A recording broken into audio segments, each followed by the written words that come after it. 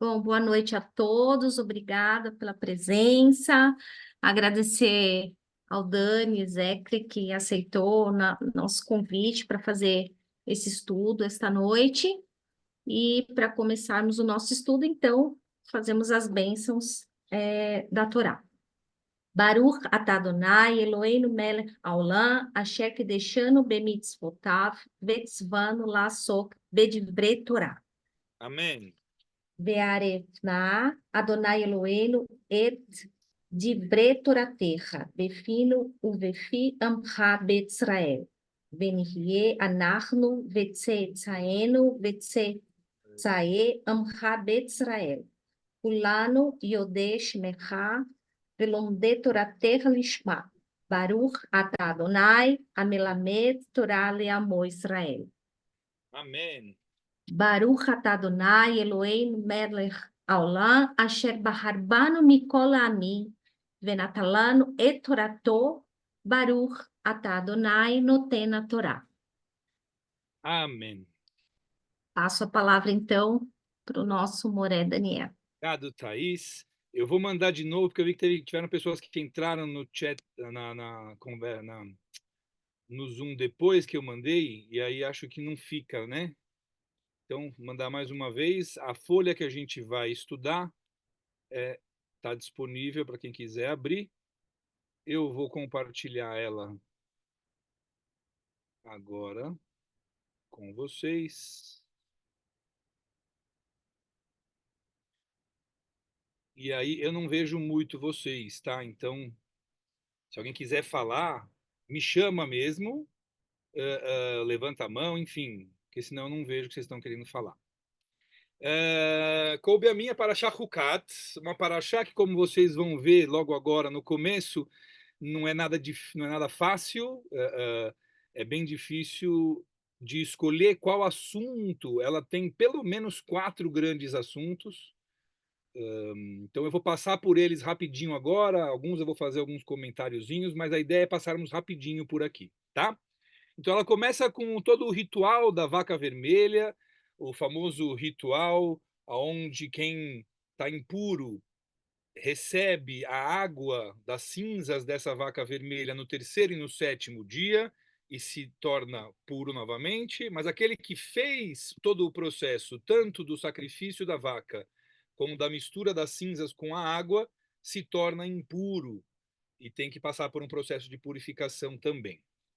Então tem todo um monte de assuntos que envolve aqui. A gente poderia ficar só nesse assunto, mas não é o nosso assunto de hoje. Logo em seguida vem a morte de Miriam em um único passuk, olha que maravilha, né? E morreu Miriam e foi enterrada ali mesmo. E em seguida o passuk seguinte fala que Israel fica sem água, né? E aí eu trouxe aqui uma fonte do nosso Talmud, Ta'anit, é um tratado que fala geralmente dos jejuns coletivos ou individuais. E alguém está disponível, voluntário para ler, para a gente ter mais participações? 3. Eu posso ler. Posso? Por favor, Isso, deixa eu Jacobson. já. Não, tá aí. Ela lê Não, pode. outro, tem outro, tem outro. Já tenho fila. Pronto, vai lá, Jacobson. Tá. A Guemará, a Guemará levanta uma objeção de uma beral, beraita. Baraita. Baraita Braita. Ah, são eu tô, trechos que não meus estão óculos tá dentro do pequeno Talmud oficialmente, demais, eu não estou enxergando. mas são Não do dá, sábio. não dá para aumentar? É, eu acho que eu consigo aumentar aqui. Você consegue aumentar aí na sua tela também. Você Tá, deve então, estar na se tela, eu, mas aqui tá, melhorou, tá ótimo. O Rabi Yossei, filho de Rabi Yehudá, diz: 3 bons sustentadores se levantaram para o povo judeu durante o êxodo do Egito, e eles são Moshe, Araão e Miriam. E 3 bons presentes foram dados do céu por meio de sua agência. E estes são eles: o poço de água, a coluna de fogo e o maná. Ele elabora. O poço foi dado ao povo judeu no mérito de Miriam, A coluna de nuvem estava no mérito de Arão e o maná no mérito de Moshe. Quando Miriam morreu, o poço desapareceu, como é declarado. E Miriam morreu ali. E diz depois, no próximo versículo: E não havia água para a congregação, mas o poço retornou no mérito de Moshe e Arão. O Ah, povo. então, Ok. não, aqui tá bom. Aqui, esse trechinho que eu trouxe do Talmud é só para a gente ter uma ideia, né, da importância de Miriam, apesar do texto da Torá ter sido tão sucinto sobre a morte dela, faz mais alusão ao problema que a morte dela traz, porque o poço some, e isso vai trazer consequências, como a gente vê aqui. Mais uma vez, o povo reclama, né? Estamos sem água, estamos com sede, o que a gente vai fazer para dar de beber para os nossos animais? Então Moshe e Aharon vão, pedem ajuda, jogam o rosto no chão, falam com Deus, e Deus responde: pega o teu cajado, vai lá e conversa com a pedra. Mas Moshe desobedece Deus, e Deus briga com Moshe e com o povo. Por favor, Thaís, pode ler para a gente aqui. Já é um trecho que também está na Torá, tá? Mas Adonai disse a Moshe e a Arão: Por que vocês não confiaram em mim o suficiente para afirmar minha santidade aos olhos do povo israelita? Portanto, vocês não conduzirão esta congregação à terra que eu lhes dei. Essas são as águas de Meribá, significando que os Bnei Israel brigaram com Adonai, cuja santidade foi afirmada através delas. Tá? Meribá ou Merivá, né? Vem de Riv, que é briga, porque Deus briga, o povo briga com Deus. E aqui a gente já tem três grandes assuntos, né? O primeiro assunto da vaca vermelha, o segundo assunto é a própria morte de Miriam, né? E tudo que envolve a ausência da nossa profetisa. E o terceiro assunto é Moshe e Aharon, que não confiam, têm medo do povo, e além de não falarem com a pedra para ela dar água, eles falam para o povo: nós vamos dar água para vocês. E não nós, em nome de Deus, vamos dar água para vocês. Então eles tiram Deus completamente da jogada, eles batem na pedra como se Deus não tivesse nada a ver com isso. Então, por isso, Deus fala que vocês não santificaram o meu nome, né? Porque justamente eles fazem o milagre acontecer sem a presença nenhuma, né, de Deus. Esse é um outro assunto que vai levar à proibição de Moshe e Aharon de liderarem o povo na entrada de Canaã.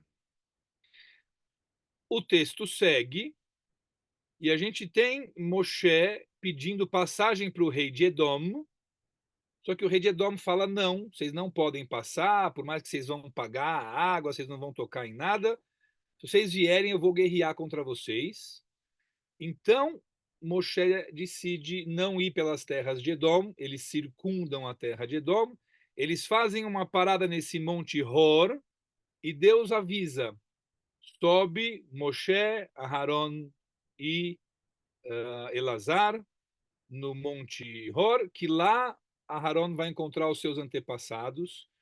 E, de fato, eles sobem os três, só descem Moshe e Elazar, Aharon morre, e o povo fica de luto por 30 dias por Aharon. Aqui já temos mais assuntos grandes, né? Por que para Aharon teve 30 dias de luto, para Miriam não? Enfim, como que Aharon aceita, né? Assim, tão simplesmente sobe lá que você vai morrer, e ele vai. Mas também não é o nosso assunto. Seguindo do Monte Hor, eles entram em guerra com o povo de Arad, que ataca, não é que eles atacam, eles são atacados no deserto por esse povo de Arad e eles destroem, né? Deus, eles fazem um pacto com Deus, que se você nos ajudar, a gente vai exterminar a existência desses idólatras. E aí por isso Hormá, né? Hormá em hebraico bíblico é devastação. né? Eles destroem absolutamente tudo. E depois desse episódio da guerra, eles, para desviar de Edom, eles fazem um contorno. Só que a Torá fala Vatikatser Nefesh Ha'am. Kitsur é resumo, é encurtamento, ou seja, um atalho, né? Então tem a ideia do atalho aqui, mas o texto fala que o que resumiu, o que encurtou foi a alma, Nefesh Ha'am, o espírito do povo. E isso leva o povo a quê? Mais uma vez, a falar mal de Deus, falar mal de Moshe. Por que vocês não me deixaram a gente no Egito? Vocês trouxeram a gente aqui para o deserto para morrer de sede. Não tem pão, não tem água e só tem esse pão miserável. Eles falam do man, só tem esse pão miserável, né? Então, estão recebendo comida do céu e ainda reclamam dessa comida. E aí vem o episódio que está aqui em negrito, que é o que a gente vai estudar hoje, tá? O episódio das serpentes serafim, né? As serpentes ardentes, as serpentes que queimam. A gente vai entrar mais a fundo nesse episódio já já. Depois desse episódio das serpentes resolvido, o acampamento continua viajando, passa por Ovot e Eiavarim, na fronteira com Moav, seguem pelo rio Zered e vão além do rio Arnon e ficam ali no deserto, na fronteira entre os Amoraim, os amoreus, e os moabitas, e Moab. E tem um pedaço aqui, esse trechinho de 13 a 18, eu confesso que eu não entendi, e tudo que eu achei é a pessoa falando que ninguém entende. Eles fazem uma ligação desse rio Arnon, que ele fica na região da tribo de Ar, na fronteira com Moav, e que existe ali o poço, que é o poço que Moshe, onde Deus teria falado para Moshe juntar o povo, que ele daria água, e aí o povo faz uma canção. Eles fazem uma canção do poço. E buscando traduções, eu achei traduções que falam desde que esse rio que eles estão falando aqui é o rio de sangue da guerra que teve com Arad, né, que vai para na fronteira de Moav, ou que de fato ali tinha o rio Arnon com seus afluentes e essa tribo de Ar ficava ali, ela vai ser falada mais na frente de novo. E por que que o povo faz uma canção também não fica muito claro. E a gente segue aqui com duas guerras pequenas.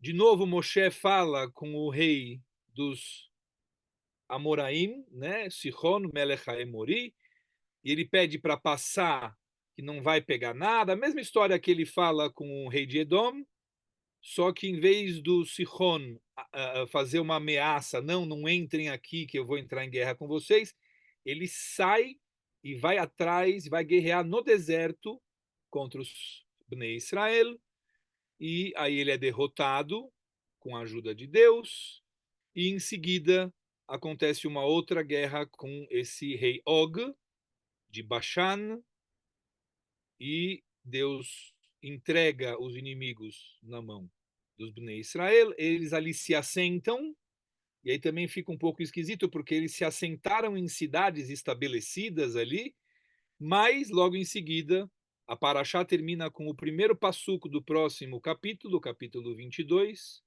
seguem e acampam no deserto de Moab em direção a Jericó.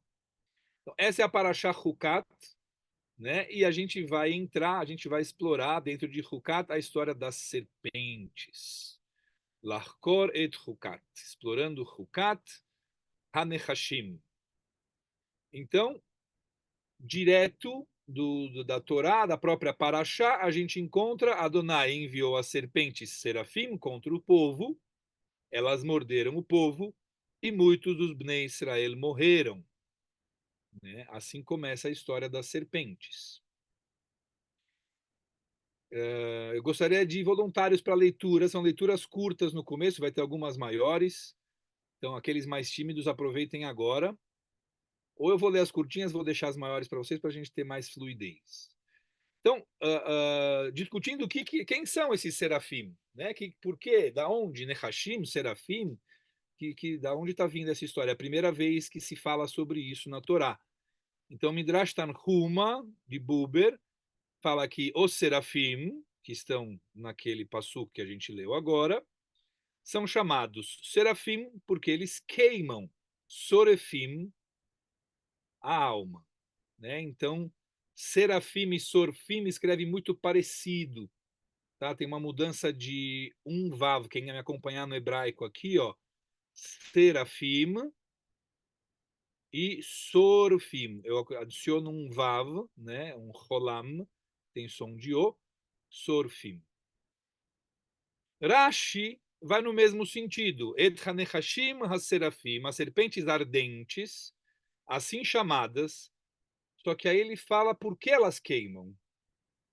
Porque elas causam febre em quem é picado, em quem é mordido e recebe o veneno das suas presas. Ainda em Rashi, ele vai discutir a segunda colocação, Venishku et Ham, e morderam o povo. Quem gostaria de ler, por favor? Posso ler? Por favor. E eles morderam o povo. Deus disse, por assim dizer, que a serpente que foi punida por declarações caluniosas venha e exija punição daqueles que proferem calúnias. Que a serpente para a qual todos os tipos de alimentos têm um gosto, o da terra. Gênesis 3.14 e Iomá 75a. Venha e exija punição desses ingratos, para quem uma coisa, o maná, tinha o gosto de muitas iguarias diferentes. Ver Rashi 11.8, Midrash Tanhumá Hukat 19. Então, vamos entender um pouquinho esse trecho aqui do Rashi. Ele está questionando, então, por que Deus manda as serpentes para morderem o povo? Ele faz uma ligação com a serpente lá de Bereshit, que fez declarações caluniosas, que através dela seja punido aqueles que proferem calúnias, né? E qual foi a calúnia principal deles? Foi chamar o man de um alimento miserável, de um pão miserável. Por quê? Porque segundo Rashi aqui, 11:18, ele fala que o maná tinha o gosto de muitas iguarias diferentes, né? Que aquilo que você pensasse quando você estivesse comendo maná, o maná teria o gosto daquilo, né? Então, quero comer uma perna de cabrito, eu como maná pensando em perna de cabrito e vai ter o gosto da perna de cabrito. Então, a serpente, que qualquer coisa que ela come vai ter gosto de terra, porque ela rasteja, ela vai punir, ela vai exigir essa punição desse povo que está reclamando de ter um alimento que tenha gosto de qualquer coisa que eles quiserem, né? Bem o extremo oposto. Aí aqui a gente vai entrar em Bamidbar Rabá.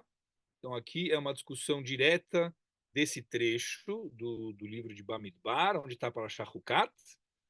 Algum voluntário, por favor?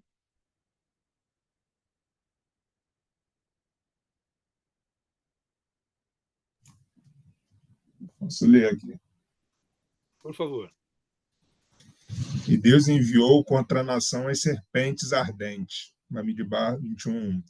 Porque ele os puniu. Porque ele os puniu com serpentes, já que a serpente foi a primeira a falar calúnia e foi amaldiçoada por isso. E eles não aprenderam com ela. O santo abençoado seja, ele disse, a serpente deveria vir, que foi a primeira a falar calúnia, e punir os que falam calúnia, como está escrito. E aquele que quebrar uma cerca, uma serpente o morderá. Outra explicação. Porque eles foram punidos. Por que eles foram punidos por serpente? A serpente, mesmo que coma todos os alimentos deliciosos do mundo, eles se transformam em pó em sua boca, como diz, e uma serpente pó é seu pão. Mas estes, os judeus, comem o homem, que se transforma em muitos sabores, como diz. E ele deu a eles o que pediram. E diz: por estes 40 anos, Hashem, seu Deus, tem estado com você. Nada lhe faltou. A serpente, que come muitas coisas e prova um gosto, deve vir punir aqueles que comem uma coisa e provam muitos gostos.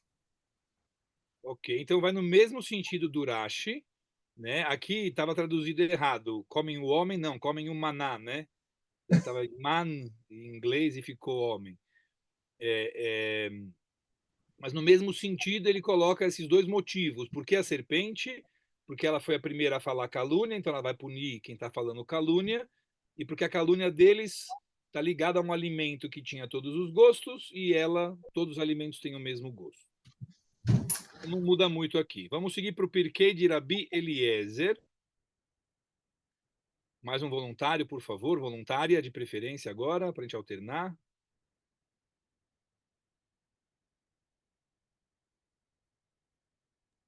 Posso ler.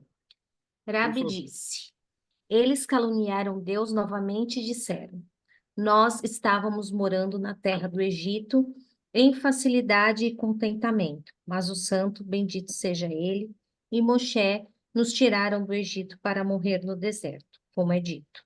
E o povo falou contra Deus e contra Moshe: por que nos tirastes do Egito para morrer no deserto? O que o santo, bendito seja ele, fez a eles? Ele enviou contra eles serpentes de fogo que os morderam e os mataram, como é dito. E o Senhor enviou entre o povo serpentes de fogo, e elas morderam o povo, e muitas pessoas de Israel morreram. Moshe viu o infortúnio de Israel, e ele se levantou e orou em seu favor. O santo bendito seja ele, disse a ele, Moshe: faça para ti uma serpente de cobre como aquela serpente que falou calúnia entre Adão e sua companheira, e coloque-a em um lugar alto. Que todo homem que foi mordido dirija seu coração ao seu Pai que está no céu, e que ele olhe para aquela serpente, e ele será curado. Moshe fez uma serpente de cobre e a colocou em um lugar alto. E todo homem que tinha sido mordido voltou seu coração ao seu Pai que está no céu, e olhou para aquela serpente, e imediatamente ele foi restaurado à sua saúde, como é dito. E aconteceu que, se uma serpente tivesse mordido qualquer homem, quando ele olhou para a serpente de cobre, ele viveu.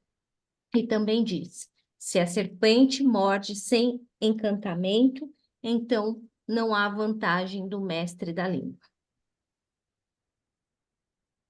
Ok, então aqui conta um pouco da história, né? Volta um pouco para o que aconteceu,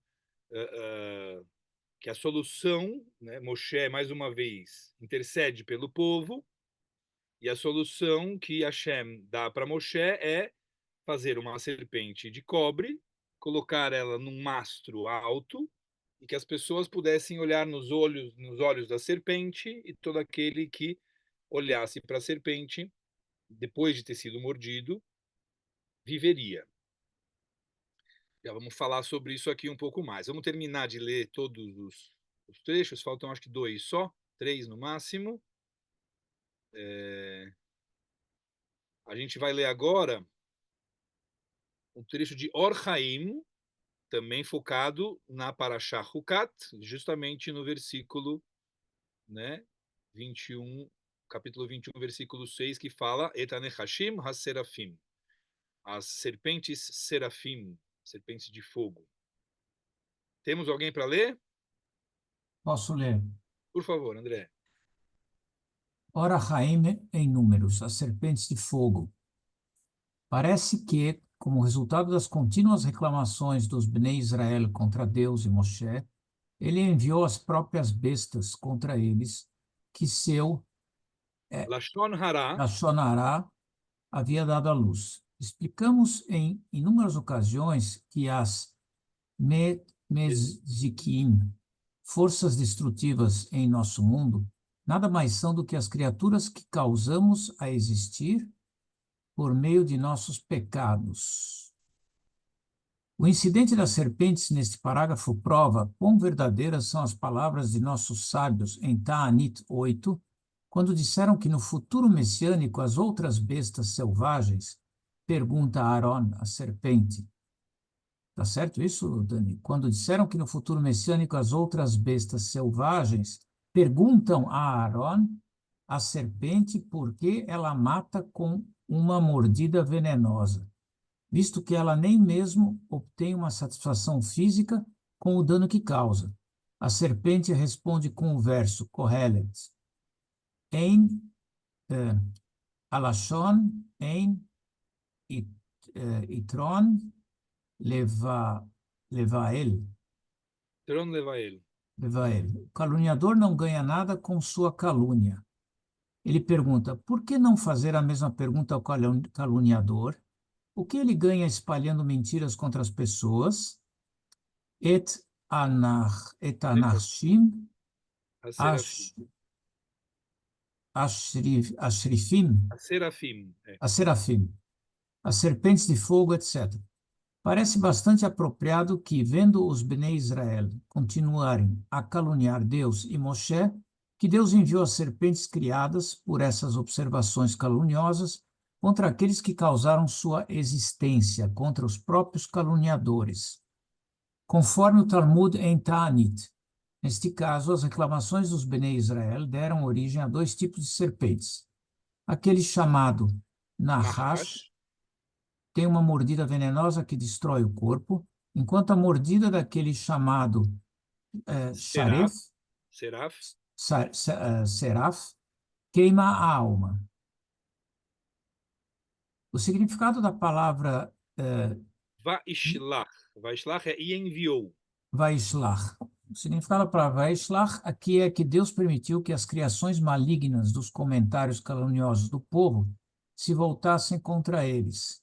Encontramos um uso semelhante dessa palavra em Jó 8:4, Vaishlach Beid Beyad Pisham. Não sei a última, Fasim, Pisham. Fisham. Ele os expulsou por meio de seus pecados. Neste caso, os Nahashim foram o resultado de sua calúnia contra Moshe, enquanto os Serafim foram o resultado dos Bnei Israel terem deturpado o que Deus havia feito. O Midrash também menciona que os Serafim foram a punição pelo que eles disseram contra Deus, pois essas serpentes queimam a alma. Ok. Vamos fazer uma pausa aqui. Vou até fazer um stop sharing para ver vocês. Antes da gente finalizar, esse último, ele já dá uma aumentada na história, né?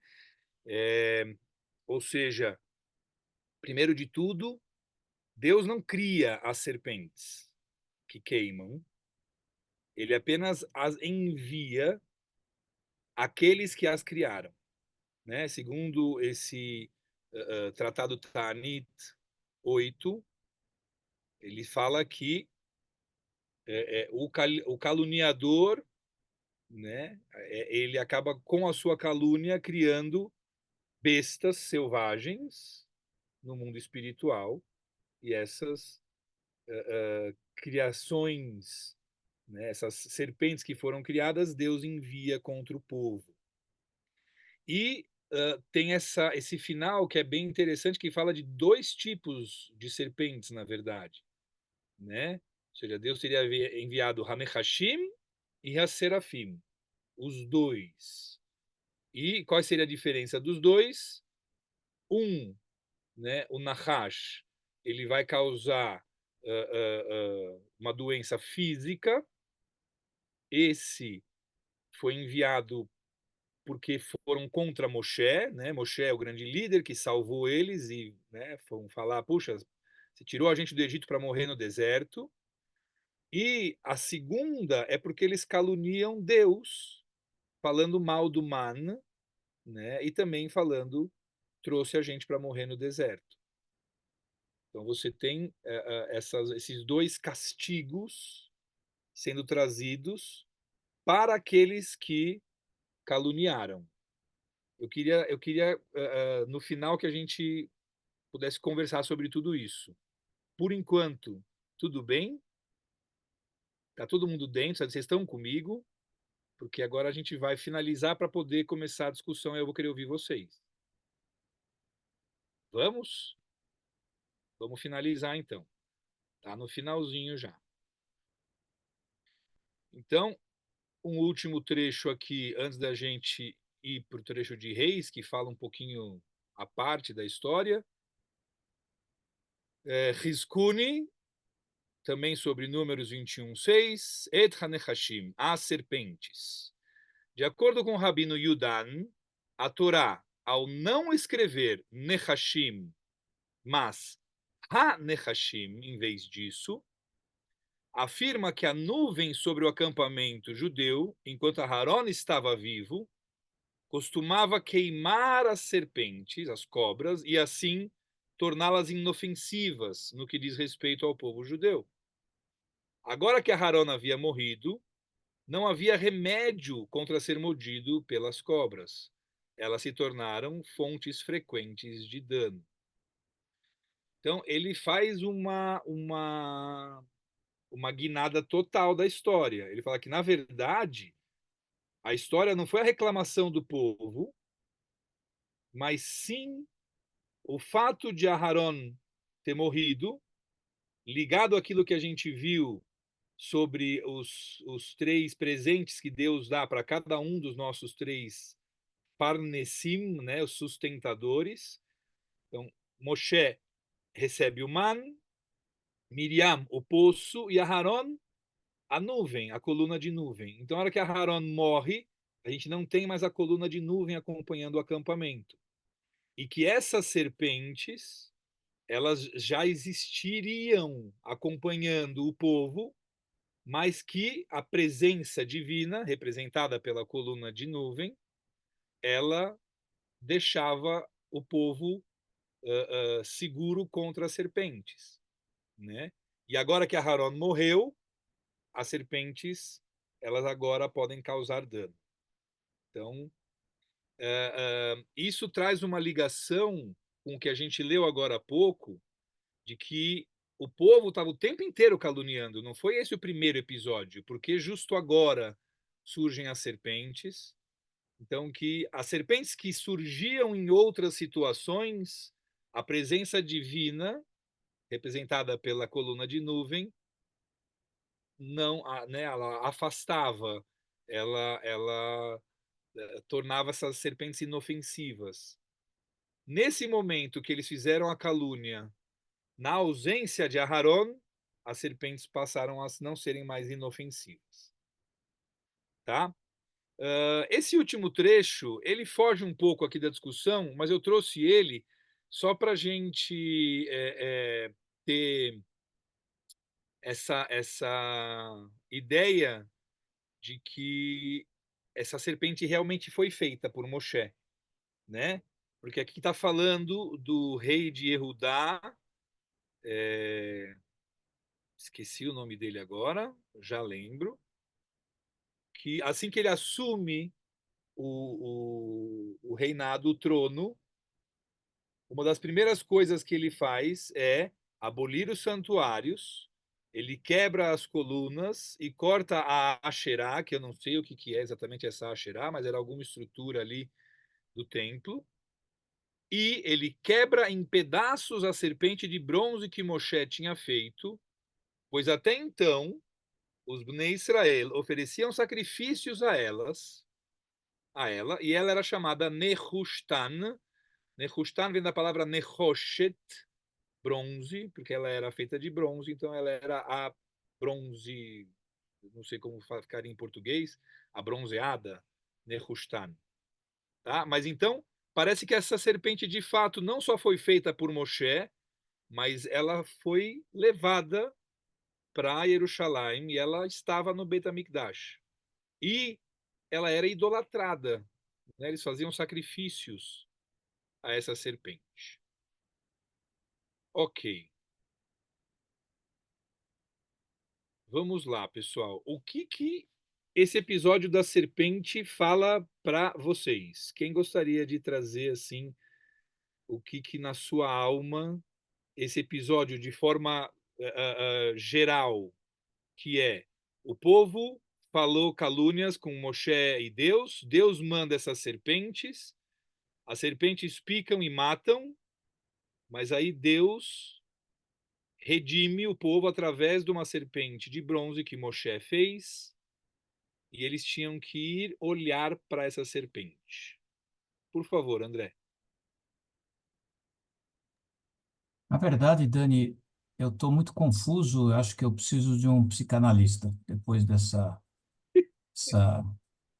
toda essa carga que você trouxe. E aí me fico perguntando se a posição dessa paraxá, que já se passou os 40 anos, e que mesmo assim estamos às portas das guerras de conquista, tanto é que tem várias batalhas acontecendo, né, no contexto.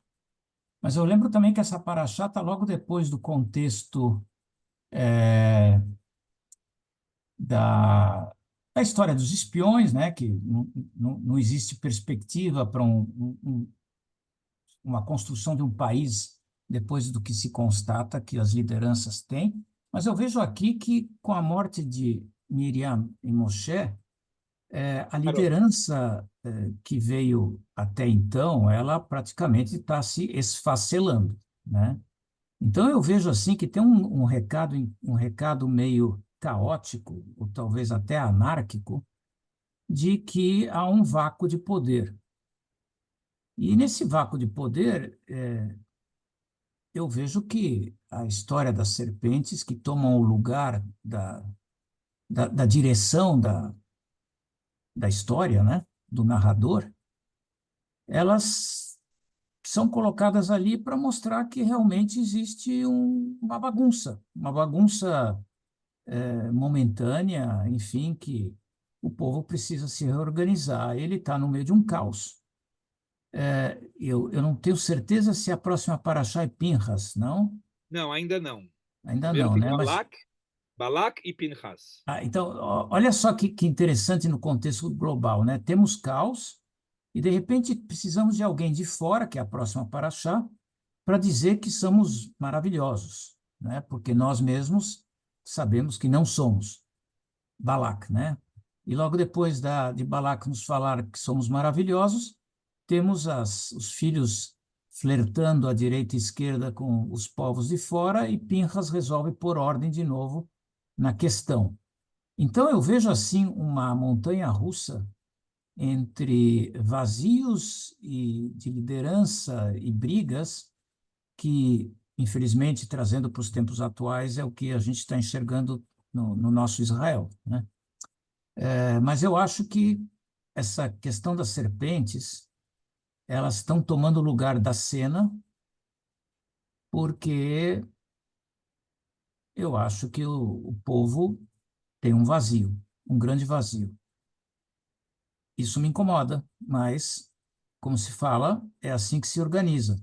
Se organiza depois de uma desorganização, e depois de uma organização vem o caos, e vai e volta. Não sei o que te dizer, Dani, realmente.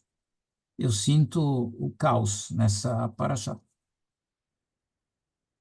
De fato, vamos pensar numa respiração, André. Se a gente pegar, mesmo ainda no Egito, mesmo ainda durante o processo da libertação, a gente já tem sobes e desces, né?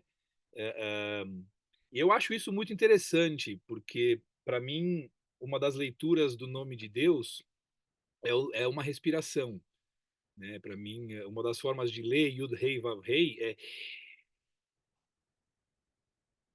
né? E eu tenho aí uma teologia em construção ainda, a ideia de que Deus seria justamente essa dualidade entre o contrair e o expandir, né? Então, isso está presente na nossa Torá o tempo todo. O povo recebe uma graça enorme, mas logo em seguida reclama, fica inseguro. Aí tem uma purificação, seja através da morte de vários ou de alguma situação, de uma água que se bebe, e o povo fica de novo em graças com Deus, recebe a Torá e logo em seguida, de novo, reclama. E essa respiração ela acompanha a Torá o tempo inteiro, né? O que para mim nessa história das serpentes tem um diferencial que eu gosto muito é que não adianta Moshe fazer a serpente. Porque geralmente Moshe ia lá, falava com Deus e resolvia, ó, tá bom, tá resolvido. Vamos perdoar o povo. Aqui não. Aqui as serpentes continuaram mordendo o povo. Quem foi mordido ou morria ou precisava buscar a redenção. Como buscar a redenção? Olhar para a serpente, né? Que nesse último texto que a gente leu fala que é voltar-se para o seu Pai Celestial, né? Então eu entendo a serpente como uma metáfora de eu vou olhar de novo na direção correta. Eu vou olhar na direção que a minha liderança está mandando, né? E a mensagem do por que eu desgarrei, o que me fez sair do caminho que me levou para as serpentes que me queimam, foi o fato da falta de gratidão. Foi a minha incapacidade de olhar para o que eu tenho e agradecer aquilo que eu tenho, reclamar o que me falta, e aí eu dou um passo a mais. Eu não só reclamo do que me falta, eu reclamo daquilo que eu tenho. Eu não agradeci o que eu tenho, eu não estou satisfeito. Eu reclamo o que está faltando, e eu ainda vou lá e reclamo de um milagre. Porque o maná é um milagre. Né? E se a gente acreditar no que os sábios falam, né, que o Rashi traz, de que o maná tinha o gosto que você imaginasse, põe milagre nisso, né? Além da comida cair do céu, ela tem o gosto daquilo que eu tiver com vontade de comer, né? Então, a mensagem para mim, né? E aí eu meio que estou pulando um pouco. Eu queria ouvir um pouco mais vocês antes de trazer essa mensagem, Mas, mas Dani, posso trazer a mensagem e ouvir vocês. Dani, Oi, fala. posso completar, me aprofundar um pouco no que você Sempre, por falou? favor, com o maior prazer. A serpente, ela sempre aparece em todo o contexto, em toda a história, desde o começo, como sendo um elemento que dá um grande salto de transformação, de amadurecimento, de crescimento. Eu vejo lá atrás, desde a criação, desde depois do cajado de Moisés diante do faraó, e talvez em algum outro episódio, agora nesse, né? A serpente, ela sempre é um elemento desestabilizador, mas que empurra o homem a uma autodescoberta ou uma independência. Tanto é que eles saem do paraíso para poder escrever sua própria história, senão teriam sido espectadores a vida toda. Talvez, com você falando, a serpente pode nos trazer que o povo, de certa maneira, não é que está cansado dos milagres, mas quer ele passar a escrever a sua história. E talvez é por isso que as reclamações que a gente escuta é que nem uma criança, um adolescente que reclama dos pais, está inseguro de crescer, mas o destino dele será crescer. E a serpente o empurra a isso como uma condição natural. Talvez as reclamações não sejam algo a ser, eu diria, julgado negativamente, mas sim como um pulo para um crescimento final. Porque você me alertou com a história de que existem as duas serpentes. Aquela que, Sim, se você olhar para ela, você se cura, ou seja, você se reconhece a si como sendo elemento que quer se governar a si mesmo. E talvez a outra é aquela que você não é capaz, e aí sim você sucumbe, né? Gostei. Sim, e tem uma imagem da serpente rastejando como algo que aterra, né? Então, a primeira serpente, ela surge numa situação que traz liberdade de escolha, e a escolha feita nos traz para a terra, nos aterra. A A segunda realidade, a serpente, a realidade. realidade, né? O mundo da matéria, vamos chamar assim, né? Pensando em terra como esse mundo do pó, né? Da terra. A segunda serpente da Torá, que é a de Moshe, ela também nos leva a uma situação de escolha, que é a 10ª praga. Vou marcar ou não vou marcar a minha porta? Vou sair do Egito, vou para o deserto atrás desse maluco gago, ou eu vou ficar no Egito, né? Tá ruim, mas eu sei como vai estar. Então, e essa terceira serpente, ela também traz uma escolha. Eu quero me redimir, e eu acho interessante essa leitura que você faz. Eu não tinha pensado nesse ponto, de que isso me traz uma independência de Deus, né? Porque a reclamação, ela de fato está ligada à falta de autonomia, né? As reclamações em geral, elas estão ligadas a situações onde eu não tenho autonomia de resolver por mim, eu estou dependendo de Deus. Bem o que você falou do adolescente que reclama do pai que paga tudo, né? Aquela música do Traje a Rigor, né? Meus dois pais me tratam muito bem. Né? Tem essa coisa do rebelde sem causa, né? Mas não é que não tem causa. A causa dele é eu quero ser independente, eu não quero depender dos meus pais, eu não quero depender de Deus. Essa leitura é bem interessante, eu não tinha pensado nela. Obrigado, André. Mas eu vejo aqui esse caminho da independência, de eu me independizar de Deus, ele leva a gente até uma sugiá muito famosa do Talmud. Vocês já devem ter ouvido falar do forno de Arnaí, não sei se vocês já ouviram falar, Tanur Shel Arnaí, que é, enfim, resumindo bastante, é um trecho do Talmud onde um sábio quer defender suas ideias fazendo milagres, e os outros falam assim: não, não, não, a gente não aceita aqui milagres como prova, até que vem uma voz dos céus e fala assim: não, tudo o que ele está falando é do jeito certo. E aí eles falam assim: não, não, não, aqui não é dos céus que vem, a gente faz as coisas de nós mesmos, né? É meio que uma discussão entre a razão e a fé, né? E o Talmud coloca a vitória para a razão, né? Como dizendo assim, não, nós estamos nos independizando de Deus. Nós não queremos mais ser dependentes, sermos heterônomos, queremos autonomia, né? Então tem um crescente também chegando até nesse forno de Arnaí, isso que a gente está falando agora. Muito obrigado, André. Dani, assim, eu Por favor. pensando na atualidade, né?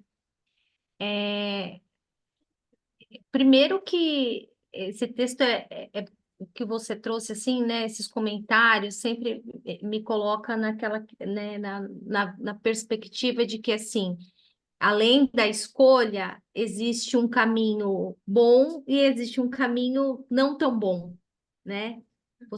Fica em, a Torá, ela traz um equilíbrio, né? Sempre quando são coisas impactantes, né? Mas essa questão da gente reclamar demais, né? Eu acho que isso não saber agradecer, eu acho que isso é muito que a gente vive hoje, é muito do humano, né? De não saber agradecer as pequenas coisas, de saber ter um olhar diferenciado para certas coisas. Às vezes estamos cegos com aquilo que a gente deveria dar um valor, né? E a gente passa, na verdade, sempre o reclamar é muito fácil, né? Fazer o Lashon Hará é muito fácil. Então, eu achei fantástico esses textos que você trouxe de Bukati, ainda que a gente, né, tenha essa, esse poder da escolha, nem sempre a gente consegue ser grato o suficiente por pequenas coisas. e difícil fazer as escolhas certas, né? Porque É, mesmo fazendo escolher. as escolhas certas aqui, muitas vezes na hora de vir para a mão, passa pelo coração e a gente. Eu gosto sempre do exemplo dos brigadeiros. Perde. É bem fácil de entender. Eu vou na festa e eu juro que eu vou comer só 5 brigadeiros, mas eu como 15. Aí eu passo mal no dia seguinte e eu juro que na próxima festa eu não vou comer mais do que 5, eu como 12. Eu já melhorei dos 15, mas eu ainda não vou Por quê? Porque esse é o caminho mais difícil que a gente tem para perseguir, né? O caminho entre o que eu penso e o que eu sinto, que a gente canta naquela música, Kol haolam kulo gesher tsar meod, é uma ponte muito estreita. Essa ponte aqui, ó. Então, às vezes eu até sei e quero fazer as escolhas certas, mas eu sou humano, né? Por favor, Jacobson.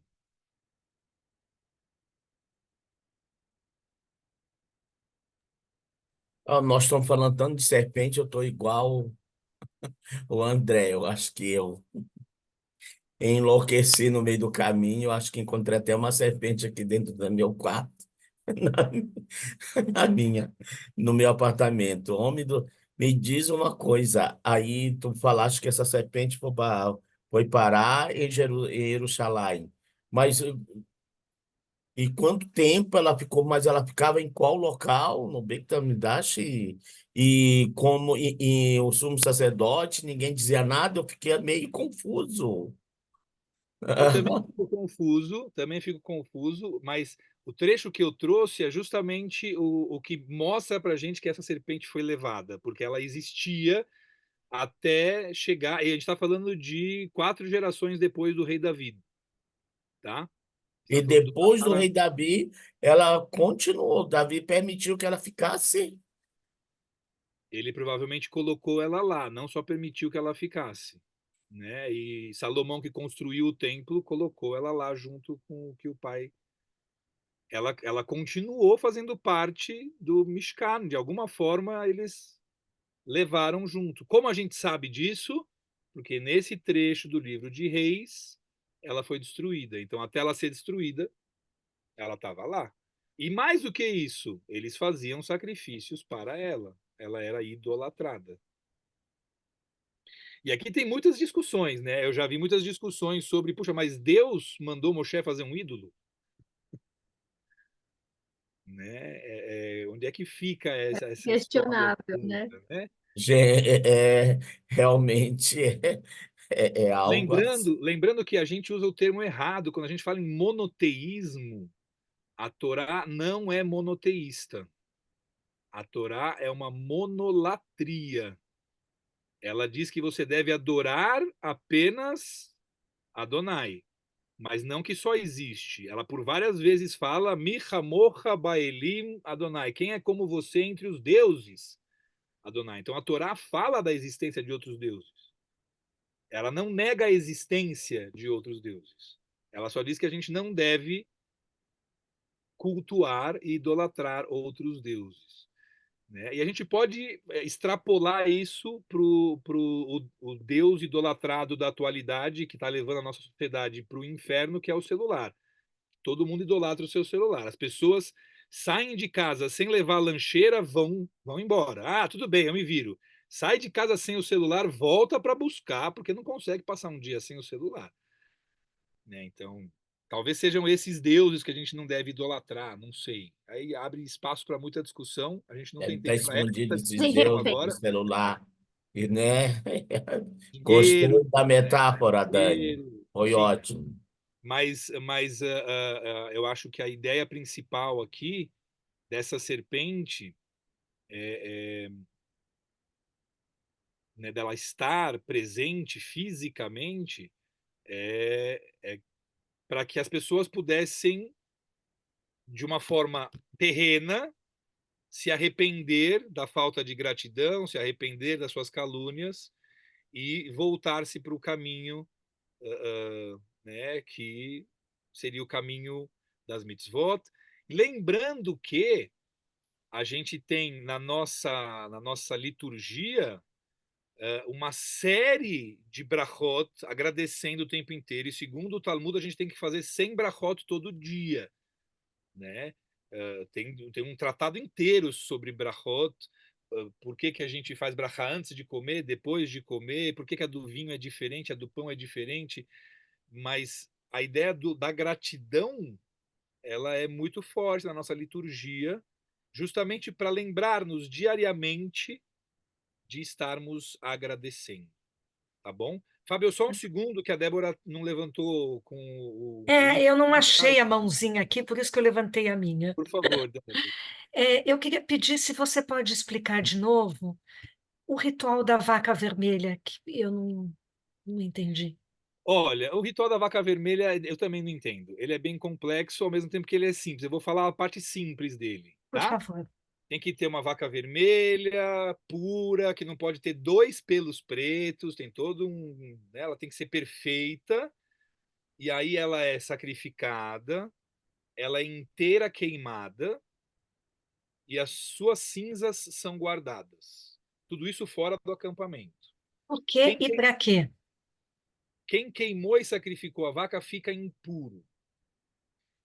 As cinzas da vaca, elas são usadas para você misturar com água e aí você aspergir em cima de quem está impuro para essa pessoa ficar pura novamente. O que é A Torá ser? O fala, que é estar impuro? a Torá fala principalmente do contato com mortos.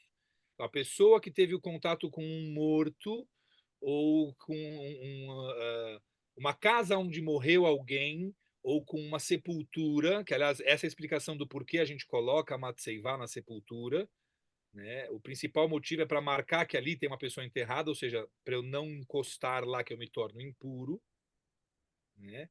Então, essa impureza ela seria purificada através da água das cinzas da vaca vermelha. Quando a gente vai ao cemitério, na saída, a gente faz uma lavagem das mãos. Não tem brachá, porque a lavagem das mãos com brachá eu só faço antes do pão. Se eu não vou Uhum. comer pão, eu não faço a brachá. Netilat Yadayim, né? Mas eu faço a lavagem das mãos para purificar o meu corpo que está impuro porque eu estava num cemitério. Você vê que teve uma facilitação aqui. Eu não precisei matar a vaca vermelha, eu não precisei tornar impuro aquele que matou a vaca, eu não precisei tornar impuro aquele que misturou as cinzas, e nem 7 dias de impureza, porque o ritual todo fala de 7 dias.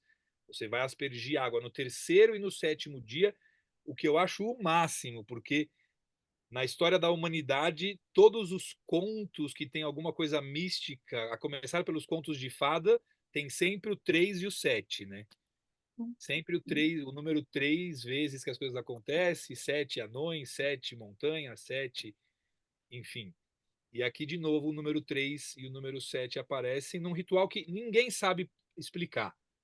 A melhor drachá que eu já ouvi desse ritual é que ele está na Torá para dizer para a gente: continue perguntando.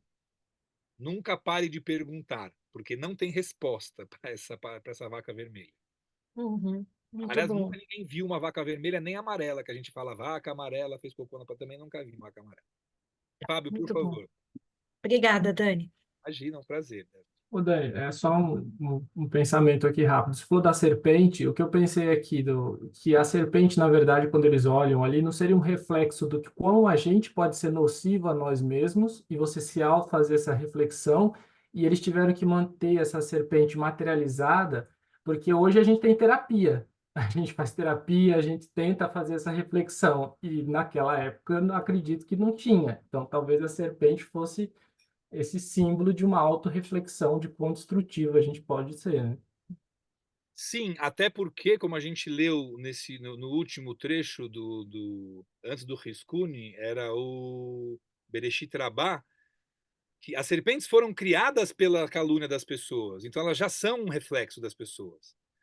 Elas naturalmente são esse reflexo, né? Mas a serpente de bronze, e é uma serpente de bronze numa vara, tá? Você falou da terapia, me lembrou de falar para vocês. O símbolo da medicina, pessoal, é essa serpente, tá? Vem da Bíblia. O símbolo da medicina, que, se não me engano, a psicologia também, de alguma forma, além do psi, também assume a serpente como um símbolo de cura. né? Então, vem dessa serpente, e eu entendo do jeito que você falou. É justamente, eu tenho que encarar o que eu fiz, né? Se a gente for pegar mais a fundo aquilo que eu estava falando, a escolha de olhar para aquilo que eu fiz de errado é o caminho para a cura, né? E aí na terapia a gente também fala, não adianta você querer ajudar quem não quer ser ajudado. Não adianta você querer tirar do vício alguém que não quer sair do vício. O primeiro passo é a pessoa assumir o seu problema e querer sair dali, né? E acho que isso, como você falou, é olhar nos olhos da serpente. Muito legal. Obrigado. Obrigado. Por favor, Diana. Estava pensando na questão de que o Jacobson falou assim, mas por que que permaneceu a serpente? E por que que Deus deixou a serpente? Aí eu penso que seria um método didático, né? Porque quando a gente faz aula, tem um aluno que ele é mais visual, para ele entender, né? Então, aí você tem uma gramática tal que você precisa ter uma imagem para o aluno entender o conceito daquilo. E outros são mais auditivos, né? Ou talvez só pela leitura ele dá conta.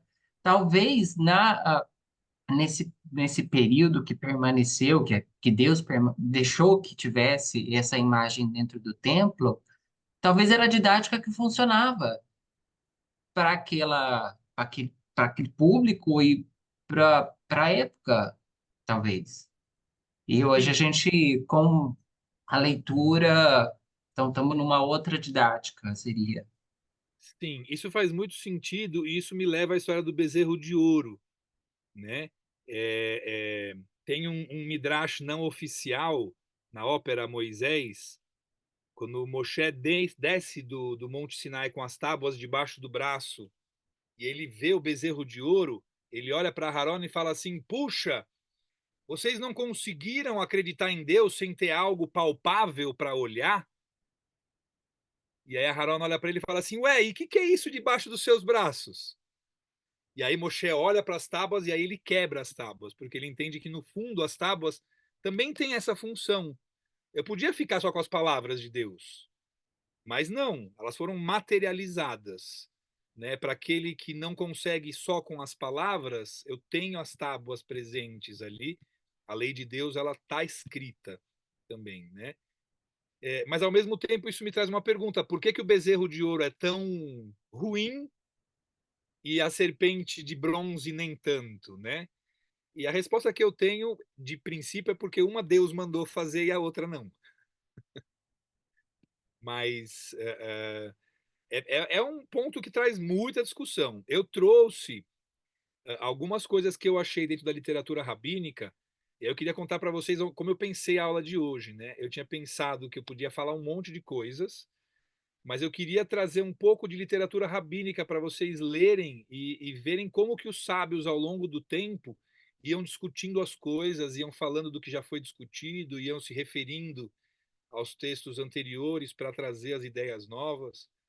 Né? Então, eu trouxe um pouquinho disso para a gente dar uma navegadinha nessa, nessa literatura rabínica tão rica e tão cheia de contradições e coisas que a gente olha e fala assim: não, não pode ser que esse sábio falou isso. E o mais bonito dessa literatura é que eles mantêm nas discussões todos os pontos de vista, eles não trazem só o ponto de vista vitorioso. Né? Então, eu acho que isso é o mais rico. A gente tem contato com, mesmo que aquele sábio não foi o escolhido, o que ele disse, a opinião dele, a gente também tem direito a ter contato com essa opinião. Vai que no futuro a gente, opa, não, mas os sábios estavam errados. Aquele ali que estava certo. Então, eles mantiveram tudo ali. É isso, pessoal. A gente avançou um pouquinho o horário. Eu peço desculpas por extrapolar aí 15 minutinhos. Foi ótimo, Se alguém Daniel. quiser fazer mais algum comentário, eu, por mim, posso extrapolar mais um pouquinho, mas eu entendo que se alguém precisar sair, não fiquem acanhados. Agradeço a presença de todos, agradeço a oportunidade da Thaís, do Neshama, terem me convidado para fazer esse estudo. Para mim é muito rico poder preparar e trazer para vocês e aprender com tudo que foi dito aqui. Eu com certeza aprendi pelo menos 3 coisas diferentes aqui, o que me faz sair daqui feliz hoje. Talmud é muito bom. Tem muita coisa boa. Anos de estudo. Gratidão, viu, Dani? Muito obrigada. Obrigada a todos que aqui estiveram presentes hoje. E sábado nos encontramos no Shaharit. E segunda, estudo. Terça e quarta, aula de hebraico e estudo de novo. Tá bom? Obrigada, gente. E, pessoal, encarem as suas serpentes. Foi maravilhoso, gente. Muito Muito obrigado. obrigada. Estou saindo alimentada, nutrida.